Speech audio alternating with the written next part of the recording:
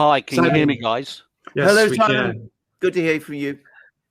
Good to see you guys again today, and good news about Scotland. I think looking at the results, we should offer a vote of thanks to Tony Blair, whose wisdom in granting Scotland devolution stripped Labour of so many seats that it's probably virtually impossible for them to ever form a government again.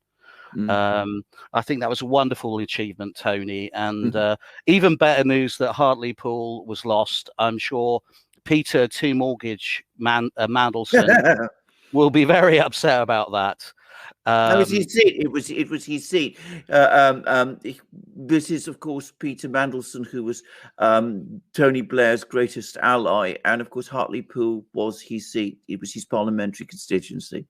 Carry on, Simon. Alex, who was twice. I don't think was he convicted, Alexander, or not, but he was twice involved in mortgage fraud by accepting money from donors. He was never convicted or prosecuted, but you're absolutely right. And of course, he lied on his mortgage application, and he's got an interesting history. Anyway, so I mean, getting to the actual election results itself, I think that people outside the UK probably don't realise how extreme a turn that the Labour Party has taken because of its takeover by Momentum, which is a Marxist organisation. And that's really changed the political makeup of the Labour Party, so that I think even the most loyal Labour voters, my mother included, who literally said she would cut her own arm off before voting for a Tory, actually voted for the Tories in 2019. So I think that there's a major change there, and I think that we need to. People need to realise just how extreme the Labour Party is in the UK, and the Tory party, so often ineffectual, is at least seen as a safe pair of hands. And I think that's one of the reasons they've done so well.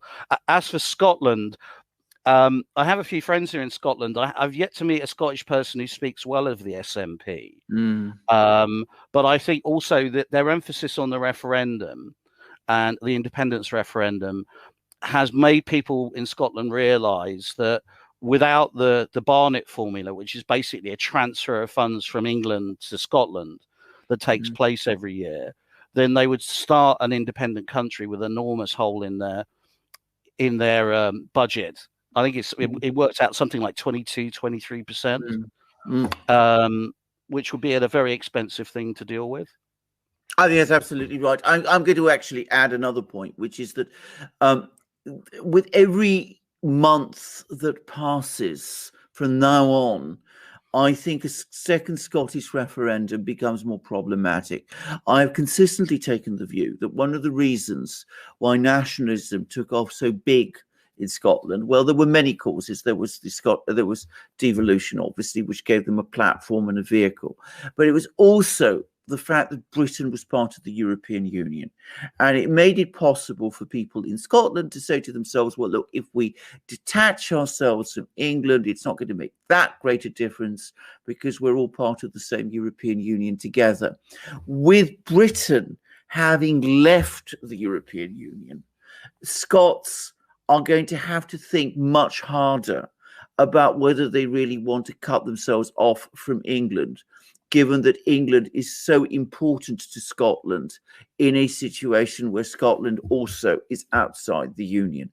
And given that that is so, that will mean that Scottish voters will want to have representation in London, and that will tend to bind the Union back together again. One of the points to say is that one of the effects of being part of the European Union is that it not only weakens governments, it tends to fragment the countries that form part of it. So you see secessionist movements in Catalonia, in Venice, in all sorts of places, and Scotland is just one example. I think that's a brilliant point, Alexander. I have to say, I don't think I've ever heard anyone put it quite so succinctly and well. And I think there are the additional consequences of Brexit have been basically how poorly the EU's performed during the pandemic.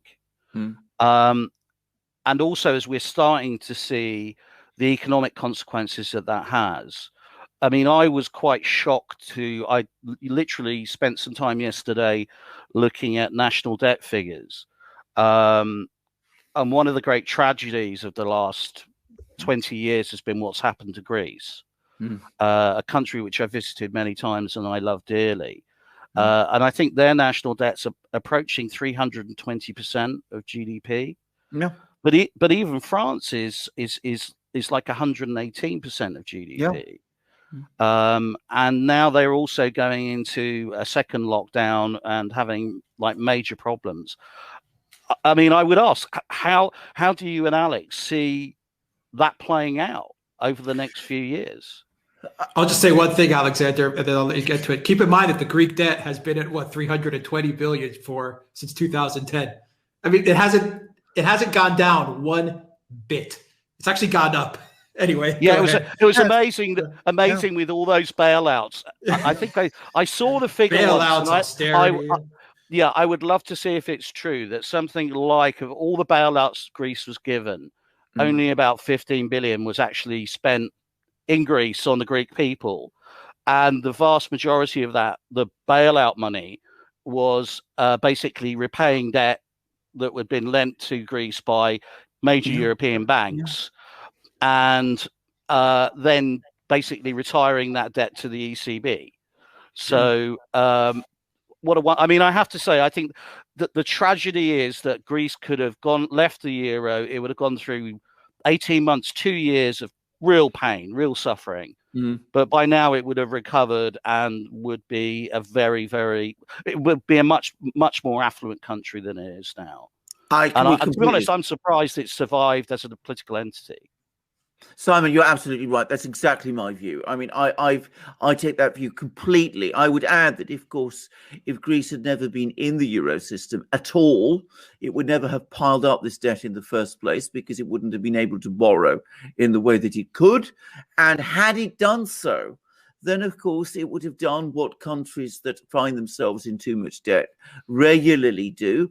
They would have negotiated a restructuring with their creditors, and the IMF would have played a role in it. Now, that might not have been particularly a happy situation, but it would have provided a solution. What instead happened is that there was no restructuring. All the debt was converted from commercial debt to debt owed to the European institutions, which Greece has to go on paying. The dumbest move in Greek history. It was the stupidest thing. It was unbelievably stupid. But coming to the European Union and its problems, and you're absolutely right. And by the way, France has now overtaken Italy as the country with the largest debt burden. I mean, it is extraordinary. And the trajectory is awful. And it's true all over Europe, and you see these problems arising everywhere. And I always say, I've been saying this for years, what is unsustainable cannot be sustained.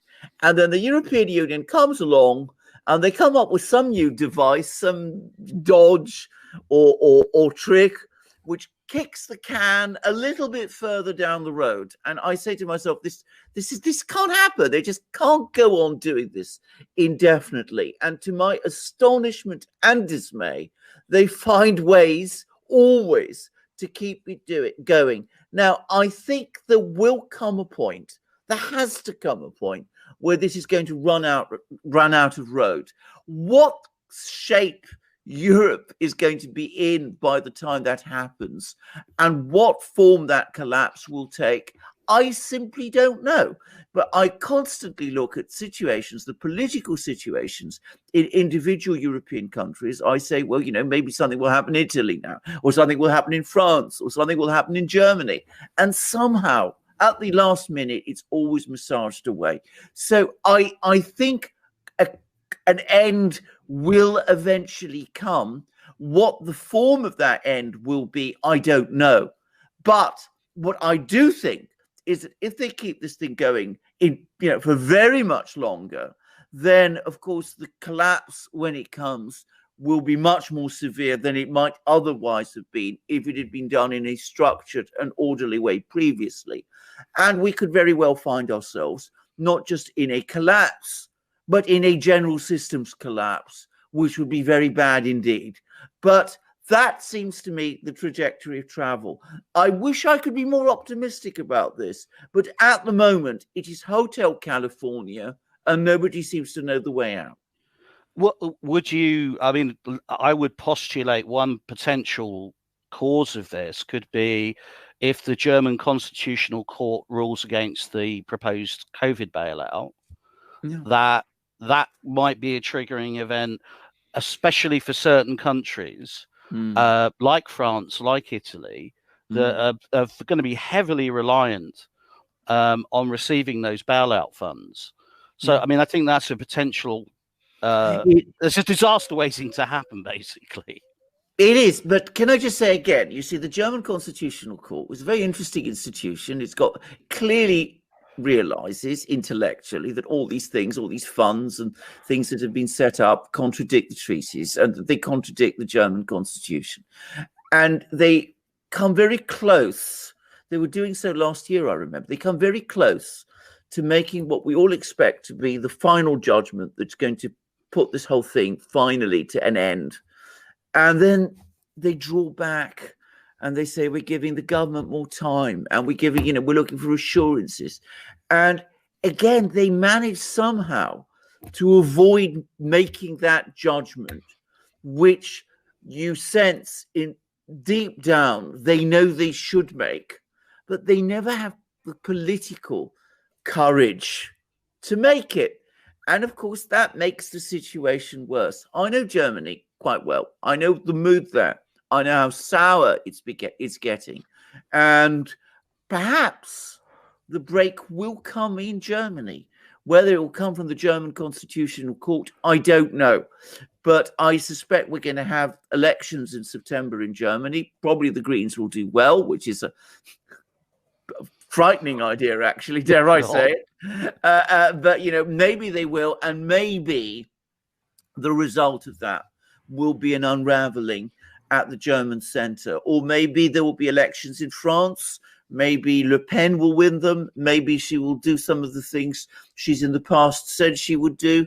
But we will see. But sooner or later, something will happen. Either it will happen at the level of politics, either it will be at the level of some court decision, either it will be an event in the markets or the greater economy.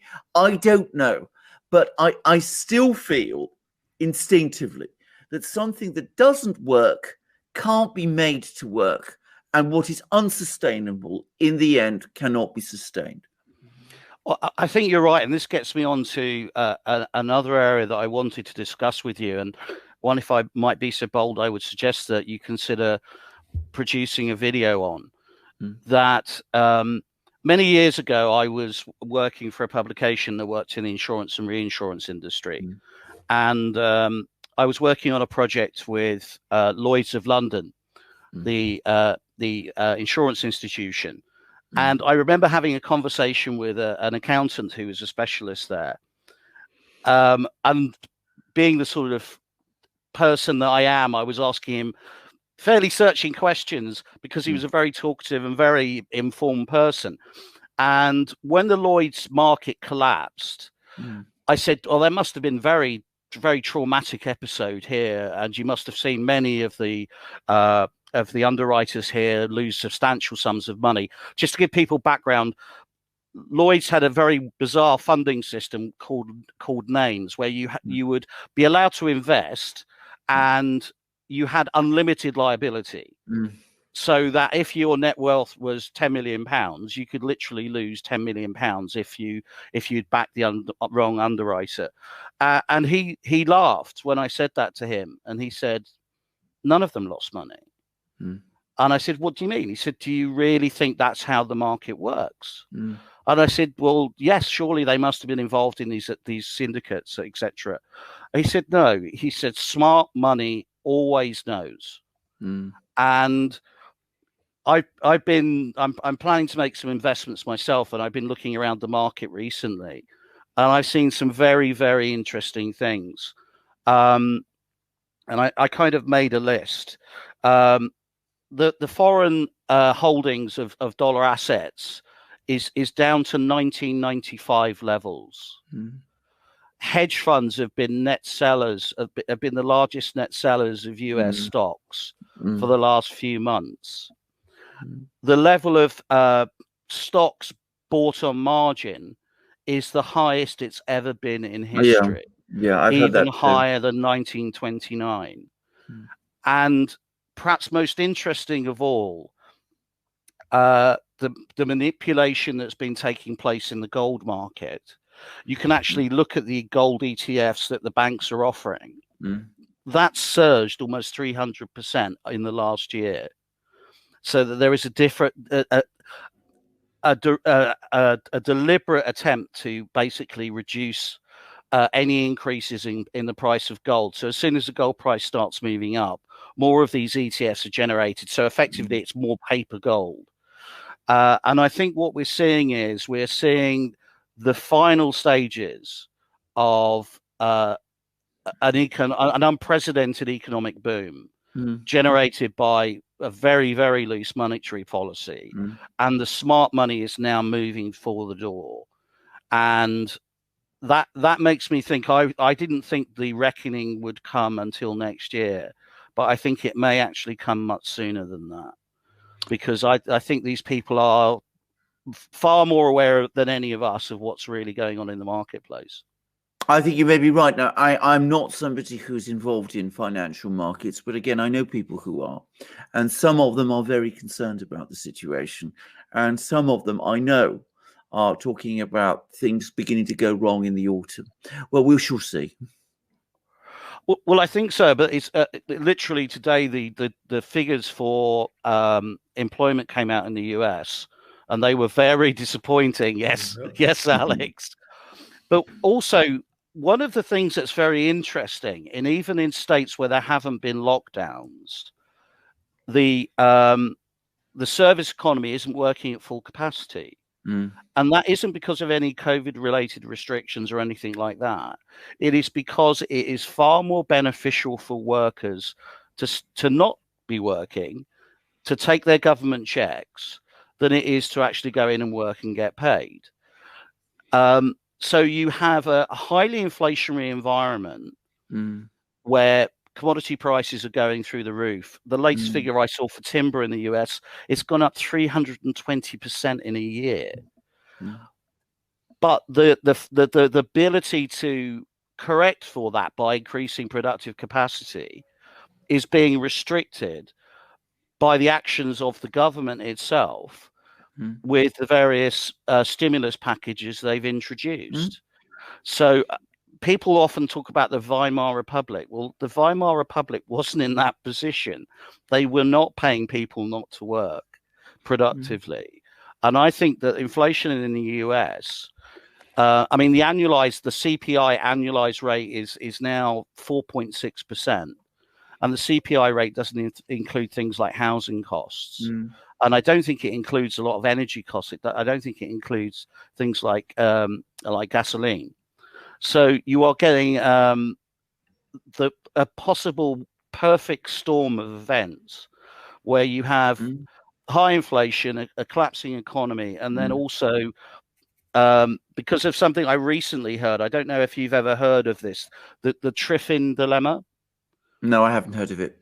It's something that was originally put forward in the 1960s, and the Triffin dilemma was that if you have the global reserve currency, then you will not always operate and manage your currency in the best domestic interests of your country, but you will have to take actions that are not in the best interest of your country, but are essential if you are to retain the reserve currency status of your currency.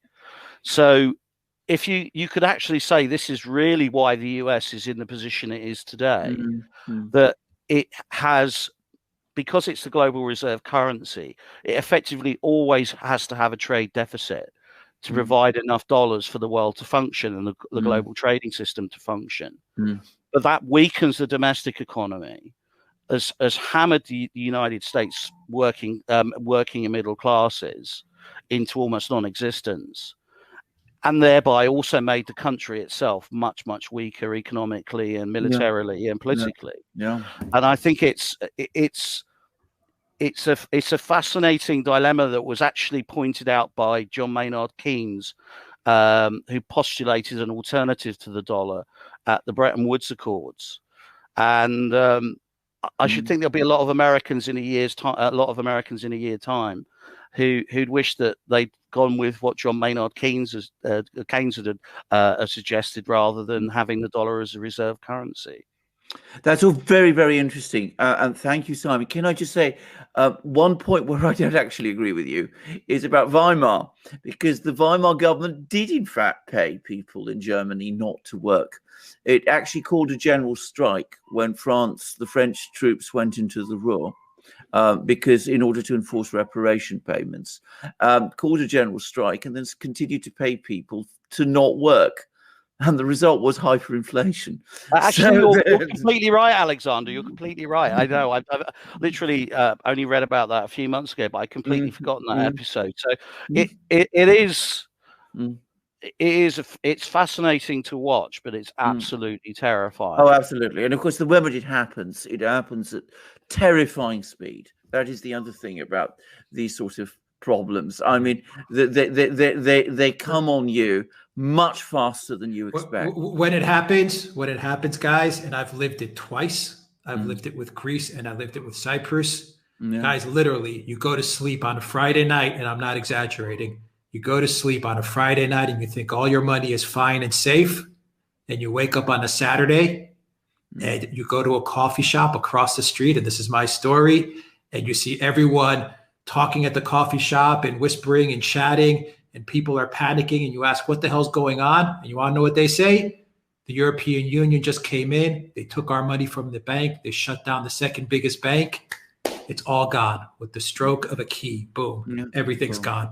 So when it comes fast, it's going to come very, very fast. And the people, you're right, Simon, the people that know how to move money and have a lot of money, they're already out. Yeah. They're already gone. Yeah. They're done. Yeah, it's the rest of us that are going to be holding the bags. Well, I think that's right, Alex. I was actually working for a credit reference. I think I mentioned this before. I was working for a credit reference agency during the financial crash, and I was getting calls from my clients saying, what's going on? What do you think I should do? And I was literally saying, make sure you have up to the insured amount you have no more than the insured amount in a bank. But I said, if you can do anything to have less than that in your bank, that's wise. And personally, I took all my money out of the bank, and for about 3 months, I literally had it in my home, because I mean, people do not realize how close we came. If we hadn't had, I mean, Alistair Darling wasn't the world's greatest chancellor, but I think he did a pretty good job during the financial crisis. Yeah. And I think if he hadn't taken the steps he had done, it would have been absolutely catastrophic. But I don't see that happening in the US. I really don't. I think that they are so committed to this course, and they've been on this course for almost 13 years. And the fact is that if they have to start raising interest rates and start running a proper monetary policy and start cutting spending, I mean, it's incredible to me. The United States has not passed a budget in Congress in 20 years. I mean, I used to laugh at Belgium for not having a government for like, was it 2 or 3 years? But if you cannot pass a budget, you don't have a functioning government. No. But I mean, I think that's all I want to cover. I would like to see a video also on what is happening in Greece, because I think that doesn't receive nearly as much coverage as it should. And I really want to go back to Greece again. I love traveling around the ancient sites. Last time I went there, I went to the Peloponnese and went to Mycenae and visited I think I didn't go to Delphi. Where did I go? Olympia? Olympia, that's it, Yeah. which was absolutely marvelous. They were having a Greek play put on there, and all these celebrities were coming in, of course, who I didn't know who they were, but getting rounds of applause. But it's such a beautiful and wonderful country, and it's such a tragedy what's happened to it that I would love to go again, but I just think how different it will be now to how it was then, since I haven't been there for probably about 15 years. Yeah. Very different. Very different. Yeah. Very different. Yeah. Well, thanks a lot. Not in a good way. All right. Thank you, Simon. Thank you, Simon. Take care. Take care.